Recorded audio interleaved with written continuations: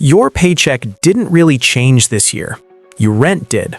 And somewhere along the way, you were probably told, this is just the market at work, supply and demand, prices rise, prices fall, nothing personal. That explanation is technically true, but it leaves out the most important part. Because rental housing does not behave like a normal competitive market, and under current conditions, it is not designed to correct itself. In theory, when prices rise, new supply enters the market, competition increases, and prices stabilize. Consumers have alternatives. In housing, almost none of those assumptions hold. New supply takes years to appear because of permitting, financing, and construction delays. Moving is expensive, not just in money, but in lost time, disrupted jobs, broken routines, and uprooted families. Most people cannot simply relocate far from their work or support networks. On top of that, many large landlords now rely on shared data systems that allow rents to be set using the same market information across supposedly competing properties. The result is a market where the usual pressure that pushes prices down is either missing or arrives far too late, and where tenants enter every negotiation with far less leverage than landlords. In recent years, this imbalance has been amplified by algorithmic rent setting.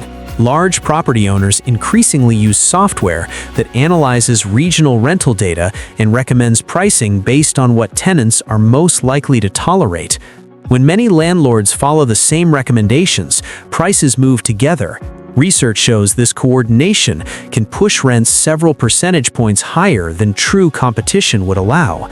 That difference might sound small, but when wages barely rise and rents jump dramatically, it compounds year after year and drains household stability. This isn't about a few bad actors, it's about a system that extracts more simply because it can. What really locks tenants in is the relocation trap. Moving often requires thousands of dollars up front. It can mean changing schools, losing community ties, lengthening commutes, or risking job security. When faced with a rent increase, the cheaper option on paper is often to stay and absorb the cost.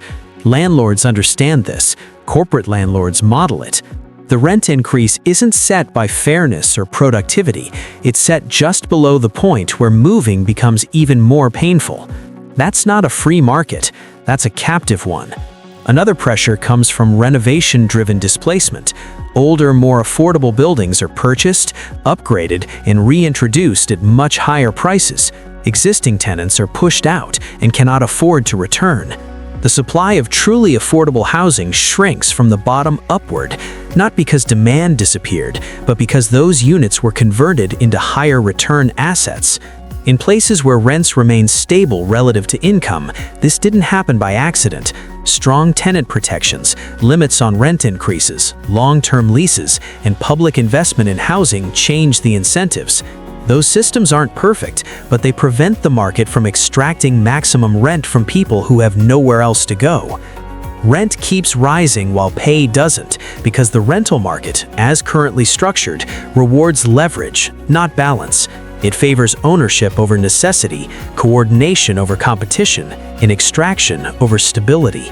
This isn't a mystery, and it isn't inevitable. It's the result of policy choices, and it can be changed if there is the political will to confront who benefits from keeping it this way.